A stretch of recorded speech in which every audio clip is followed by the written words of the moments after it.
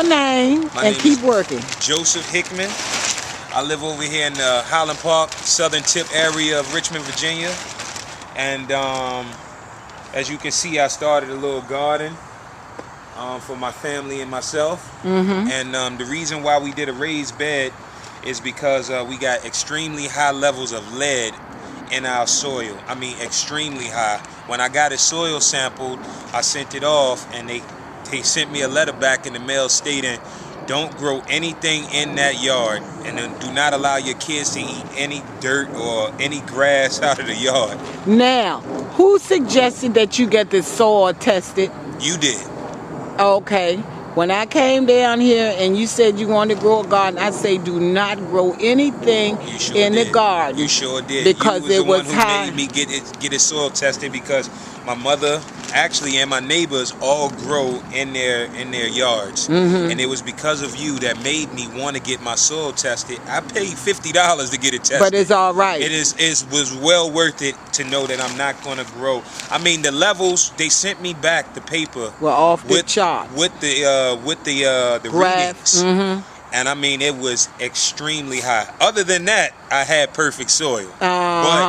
But the lead levels is extremely high. But you don't have any way, we don't have any way to remove the lead. That's why we have so many children over here that have mental retardation. I believe that. Autism and everything. Oh, yeah. Because they just sell the land like it's just a normal piece of land. But I know, because I'm an old ocean inspector and I've done enough research in Highland Park to know that the lead levels are deadly.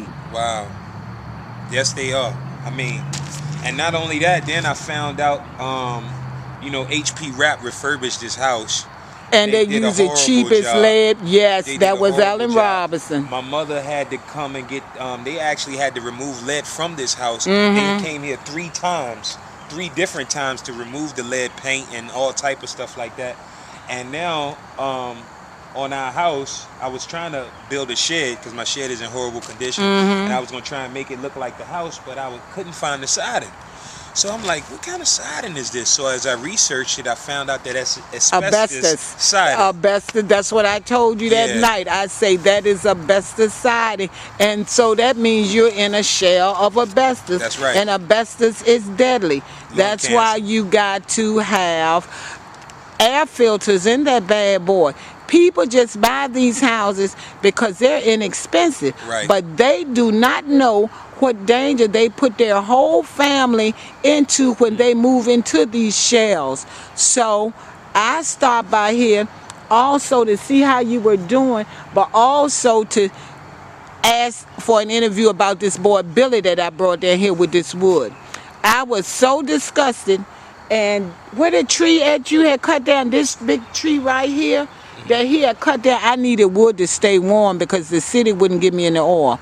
Remember I had the wood, you blessed me with the wood? Yes. And Billy hollering about he had the splitters and the choppers. Right. I feel that nigga truck up with wood. Right. With oil, with gas. We got the wood, we went and got gas, and we went and ate. Spent $40. And that night when he dropped me off at the house, he claimed he was so tired, he was going to bring me the wood the next day. Well, guess what? I never got the damn wood.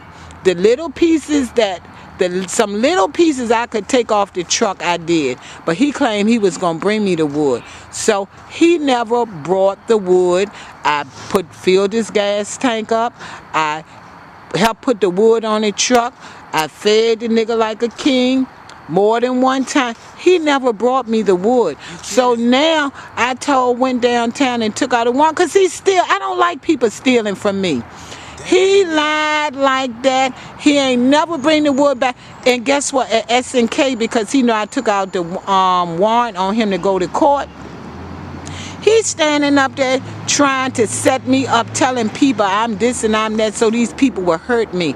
When I'm sitting at the bus stop, these niggas walking around with their hands in their pocket like they want to do something to me. But I can put my hand in my pocket too. But I wanted a witness to see that you were the man that blessed me with the wood. I never got to burn the wood. I was cold a couple of nights. I went around his house. He claimed he was going to bring it back the next day. I called, he ain't never answered the phone. I went around that nigga house, he's laying back in his recliner with his nebulizer, talking about he didn't feel good. I said, but you could have called me. You claim you got the splitter and all of this chainsaw. Remember how he was talking about he was going to break the wood up for me and all? Oh, no, that was just my neighbor. He been my neighbor a long time, but I want people to know that you blessed me with the wood, that I wasn't lying. But why wouldn't he give you the wood? We loaded up. He done took the wood somewhere. I never even got the wood. He probably took the damn wood and sold it to somebody. Come on, you know, I'm serious. So that's why I made a special trip to get off the bus to come around here and talk to you. I'm so proud of your little garden, and it looks good. That's right. But that's all right. God will water his own. I think it's supposed to rain tomorrow, but you give it a little water. Yeah. But that looks good. That might be what I have. But see, I don't have a fence. Them things around my way, wait till people's stuff get ripe, and then they go a picking like a mugger in the field. You know what they do? That's how they do that.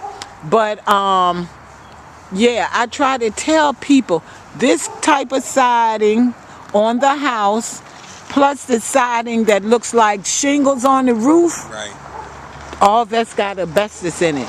And it is deadly as hell. And the realtors know it. They don't make it no more. They don't make it, but they got asbestos at City Hall now. They talking about they remodeling City Hall.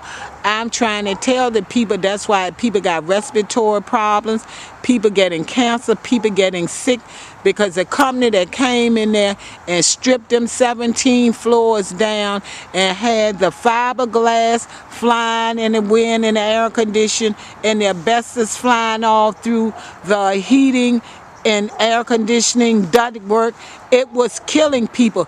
Dwight Jones and them don't know what they doing.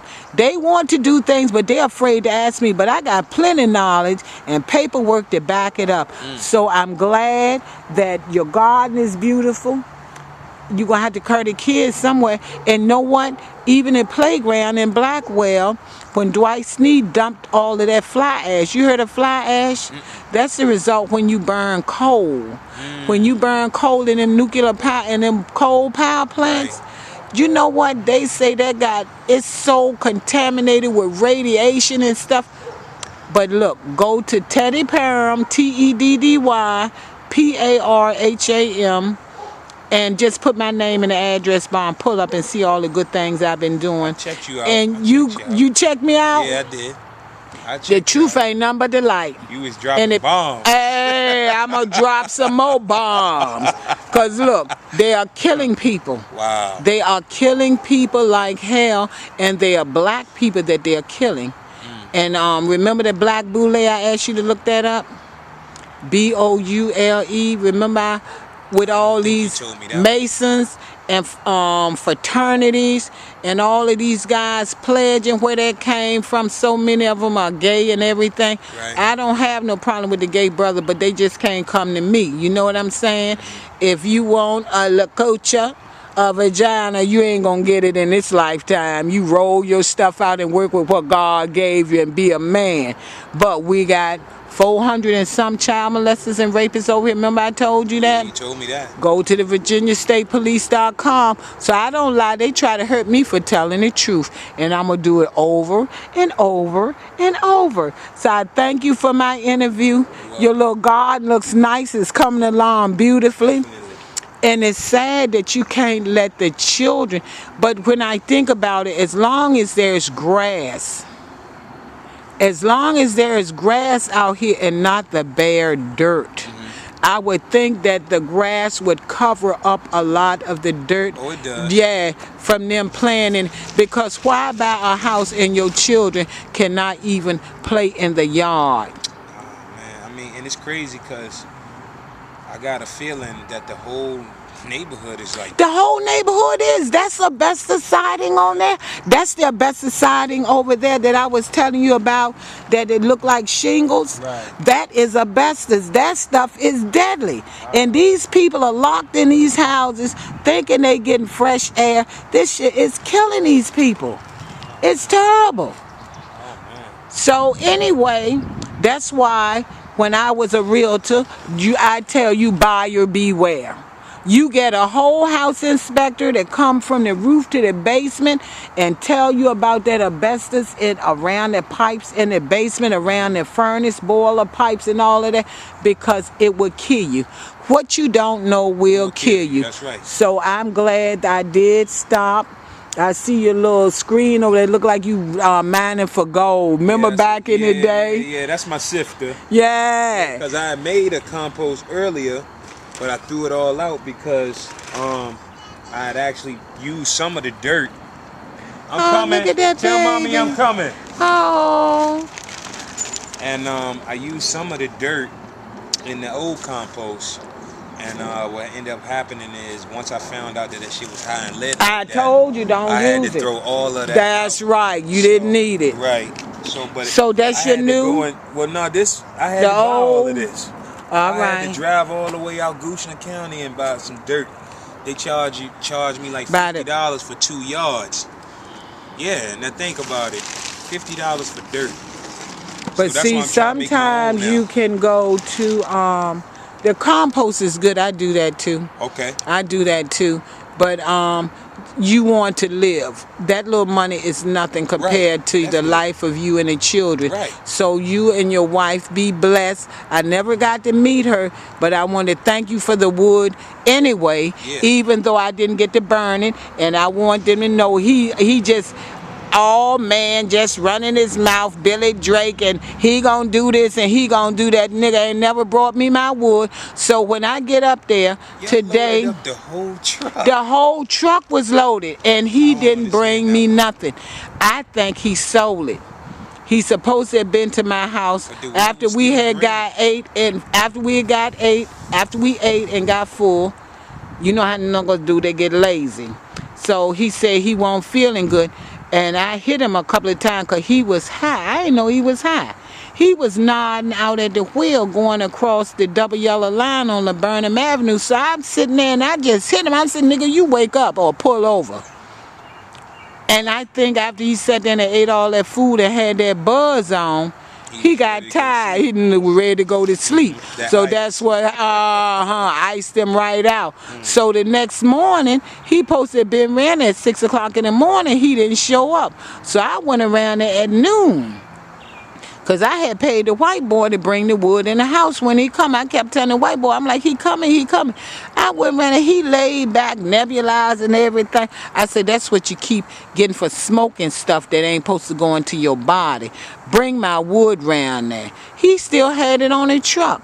The old man told me the other day, he said, Billy still got you. I went around and want no wood in sight, want no wood on the truck. So I want the people to know that I did fill his truck up with gas. I did carry the nigga to eat. I did fill up this wood. The truck was full of wood, and you invited us to come back and get the rest. And you know how he just agreed with everything. Yeah, I got this for her. Like he the man, well, he is a liar and a cheat and a thief. And he trying to get people to hurt me because I went there. I'm not going to have you taking nothing else from me. I'm sick of these people robbing me, treat me any kind of way. So when the thugs and the drug dealers come out of the store, he's sitting over there talking and pointing at me and saying I'm this and I'm that. But I can imagine what he's saying. But I'm going to let the world know I'm not playing with Billy Drake on 5th Avenue in the 3200 block. He is a loser. And he talking about his brothers in him like a dog. Talking about they laying up, eating on him and all of that. But I know the nigga lying. So he need to get his act together. And I'm glad you gave me this interview, my brother. And thank you for the wood. Even though I didn't get to burn it, I could take a piece and wedge it you know where. But I'm too much of a lady. I'm going to let God handle him. So thank you for my interview. Yeah, no problem.